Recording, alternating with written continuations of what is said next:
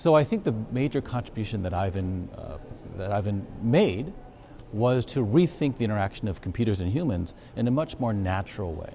He tends to think in very geometric terms, in a very intuitive fashion, and his contribution was to make the observation that if I could interact with computers graphically, that ought to be a lot more efficient. Now that didn't exist. So when Wes Clark built the TX2, one of the first interactive computers, one of Ivan's, his thought process was probably, hey, if I could work with this computer graphically, that'd be fantastic. How do I do that? And that launched the whole notion of Sketchpad. Could I use a pen to draw figures? Can I move them? Can I scale them? Would that allow me to interact in a much more efficient way with the computer? And that, I think, is his primary contribution.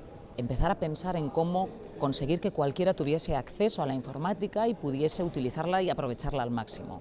No solo con dispositivos muy complicados como los que conocemos en los inicios de la realidad virtual, sino simplemente a través del diseño de gráficos, interfaces que fuesen amables para un usuario que no estuviese acostumbrado en absoluto a utilizar informática. Entonces es un paso de gigante muy temprano y muy precoz hacia la democratización de la computación, lo cual pues ha traído beneficios múltiples y bueno, hoy en día bien constatados. Todos los que hoy en día manejamos un smartphone, una tableta o un ordenador, de alguna forma tenemos que ser conscientes que gracias a él tenemos estas maneras gráficas de interactuar con el ordenador. Además, también él fue el primero que creó un casco de realidad virtual llamado la espada de Damocles y por lo tanto todos los desarrollos que se han hecho de realidad virtual y de realidad aumentada deben de alguna forma sus orígenes a los trabajos de Sutherland. We have these fantastic, smartphones, and we have computers that allow you to work with the computer in a very natural and efficient manner. A lot of that is due to the fact that everything is based on graphical images, icons, intuitive interfaces. Back in the 1960s, everything was very much text-based. You had to type into a keyboard. If you imagine the way we used cell phones today was to type into a keyboard every single time, it'd be a different way of interaction.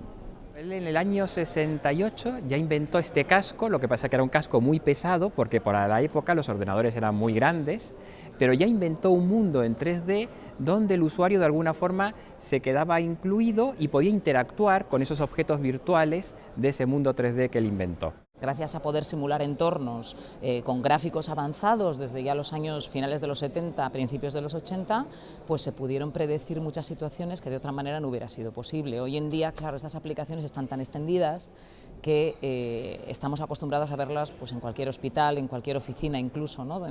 Por ejemplo, de desarrollo de automoción o en oficinas de fabricación de aviones, ¿no? En este tipo de compañías pues hay simuladores y eso es habitual, pero ya en los años 70 el desarrollo a nivel académico y en instituciones más avanzadas de la realidad virtual era muy potente gracias a las ideas de Sutherland fundamentalmente, que fue un pionero, claro. So Dr. Sutherland has always had a lot of fun with technology.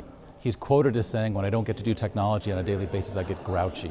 And when you talk to him about new ideas, I think his creativity shines through. He's very engaged, very interested.